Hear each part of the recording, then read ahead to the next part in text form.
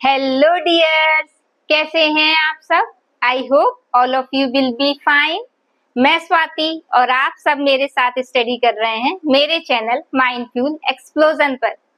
आज हम देखने वाले हैं इलेक्ट्रॉनिक कॉन्फ़िगरेशन के अंतर्गत आबाउस प्रिंसिपल को, क्योंकि इसी के बेस पे इलेक्ट्रॉनों को फिल किया जाता है।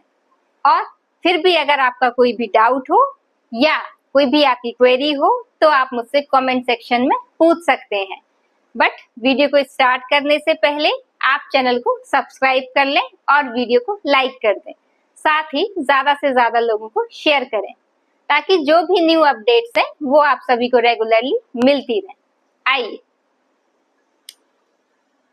हमें समझना है इलेक्ट्रॉनिक कॉन्फ़िगरेशन को। और ये जो इलेक्ट्रॉनिक कॉन्फ़िगरेशन है वो जिस प्रिंसिपल पे बेस्ड है वो है आपका आबाउस प्रिंसिपल। और इसको जो नेम दिया गया है आबाउ, ये किसी साइंटिस्ट का नेम नहीं है बल्कि ये एक जर्मन वर्ड है जिसका मतलब होता है कंस्ट्रक्शन। और ये जो रूल है आबाउस प्रिंसिपल, ये डील करता है जैसे कोई एटम है तो उस एटम के अंदर शेल्स हैं, फिर शेल के अंदर क्या होंगे, सब सेल्स हैं जैसे कि S, P, D, F। तो शेल्स में या फिर सब सेल्स में इलेक्ट्रॉनों को कैसे फिल किया जाएगा या फिर जो आपका इलेक्ट्रॉन है वो पहले कहाँ जाएगा, किस शेल में जाएगा, किस ऑर्बिटल में जाएगा, तो ये सब जो डील है वो कौन करता है, आपका आबाउ प्रिंसिपल। इसका फर्स्ट रूल है एनर्जी ऑफ ऑर्बिटल्स या फिर सब शेल।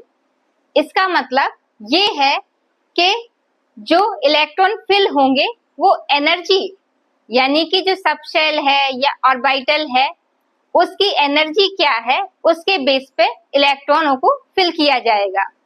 और फिर अब ये एनर्जी तो ठीक है, एनर्जी के बेस पे फिल किया जाएगा, तो एनर्जी कैसे डिसाइड होगी, तो ये जो है आपका first occupy lower energy, sub shell और ऑर्बिटल।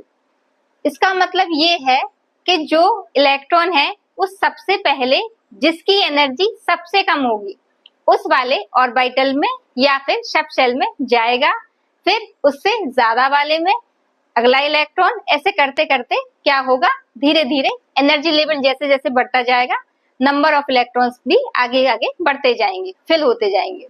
अब ऐसा क्यों हो रहा है, तो फिजिक्स का एक बेसिक सा रूल है कि जो भी थिंग्स हैं या जो भी आपकी चीजें हैं तो वो क्या होती हैं, अपने लोअर एनर्जी लेवल पे रहना पसंद करती हैं। कोई भी डायरेक्टली हाई लेवल वाली जो एनर्जी है वहां जाना नहीं पसंद करता।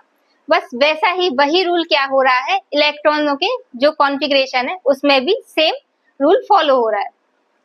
अब ये क्या है, electron filling increasing order of energy orbital या सब शेल। तो अब ये तो हमने समझ लिया कि जो इलेक्ट्रॉन है वो कैसे फिल होंगे, सबसे पहले कम एनर्जी वाले सब शेल में या ऑर्बिटल में, उसके बाद उससे ज्यादा वाले एनर्जी ऑर्बिटल में, फिर उससे ज्यादा, और ऐसे करते करते जो इंक्रीजिंग ऑर्डर है उस ऑर्डर में क्या होंगे, इलेक्ट्रॉन्स फिल होंगे। अब ये कैसे पता चलेगा कि किस ऑर्बिटल की एनर्जी कम है या किस ऑर्बिटल की एनर्जी ज्यादा है, तो उसके लिए एक रूल है N+L।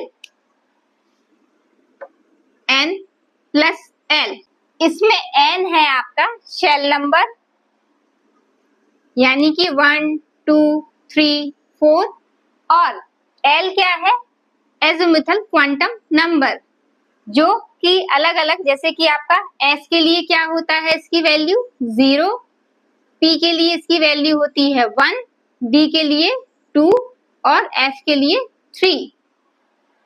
अब अगर हम ये जानना चाहते हैं कि कोई भी, जैसे कि आपका ये 2s है और ये 3p है फॉर एग्जाम्पल, तो किसकी एनर्जी ज्यादा होगी, तो हम कैसे निकालेंगे, इस फॉर्मूले से N+L से। यहाँ पे इसके लिए N की वैल्यू क्या है, N की वैल्यू है आपकी 2 और S की वैल्यू क्या है, S के लिए क्या होती है L की वैल्यू 0, तो यहाँ पे इसकी वैल्यू हो गई 0, यानी टोटल कितना निकला 2। और यहाँ पे n की वैल्यू 3, ये n शो करता है ना नंबर ऑफ शेल को, और ये क्या दिखाता है सब शेल को। तो p के लिए l की वैल्यू क्या है 1, तो 3 + 1 यानी कि 4। अब आप बताइए खुद ही कि इसमें किसकी एनर्जी ज्यादा है, तो इसकी एनर्जी ज्यादा है। तो सबसे पहले इलेक्ट्रॉन जो होगा वो इन दोनों में से किस में जाएगा, पहले 2s में, उसके बाद फिर 3p में। तो इस तरीके से ये क्या है आपका एनर्जी लेवल डिसाइड करने का एक फॉर्मूला है। आप बता सकते हो कि किसकी एनर्जी ज्यादा है और किसकी एनर्जी कम है। जिसकी भी n + l की वैल्यू ज्यादा होगी उसकी एनर्जी भी क्या होगी, ज्यादा होगी। यानी कि जो एनर्जी है वो n + l की वैल्यू के डायरेक्टली प्रोपोर्शनल है। n + l की वैल्यू बढ़ेगी तो एनर्जी भी इंक्रीज होगी, और अगर n + l की वैल्यू कम होगी तो एनर्जी भी क्या होगी, कम होगी। अब इसमें देखिए आप, इसकी क्या है, इसकी अगर हम एनर्जी लेवल निकालें तो क्या निकलेगा, n की वैल्यू क्या है 1 + s यानी कि 0, l की वैल्यू तो 0 यानी कि ये क्या निकली 1।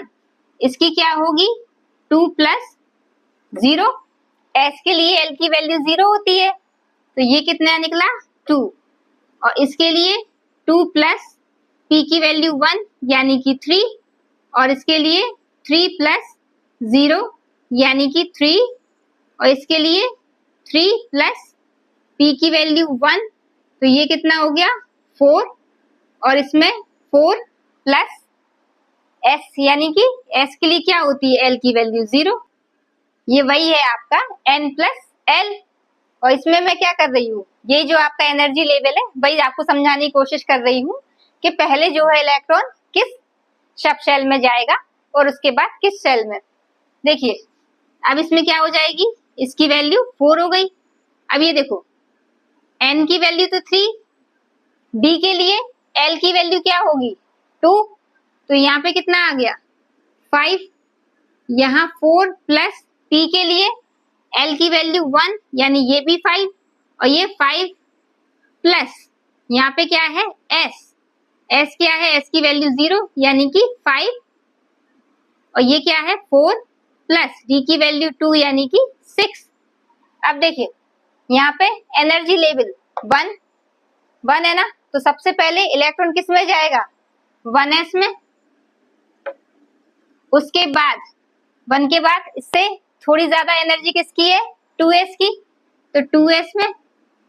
फिर अब देखो यहाँ पे 2p और 3s आप देख रहे हो दोनों में ही n + l की वैल्यू क्या है इक्वल है, और जब ये क्या होंगे इक्वल होंगे तो फिर हम क्या देखेंगे शेल नंबर।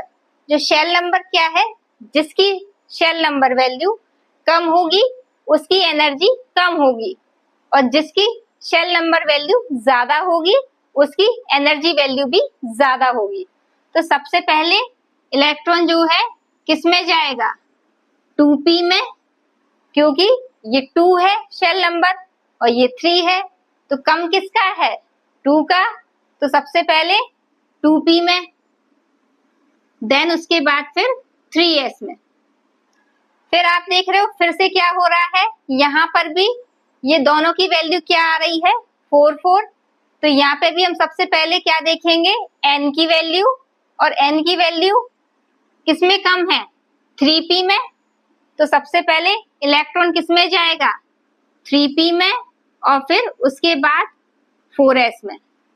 अब इसमें इन तीनों में आप देखो यहाँ पे क्या हो रहा है 3d 4p और 5s, इन तीनों की जो एनर्जी लेवल है वो क्या है, तीनों में क्या आ रहा है उसकी वैल्यू 5। तो सबसे पहले जो इलेक्ट्रॉन होगा वो किस में जाएगा 3d में, फिर उसके बाद फिर 4p में, और फिर 5s में। इस तरीके से क्या होगा इलेक्ट्रॉनों को फिल किया जाएगा आपके।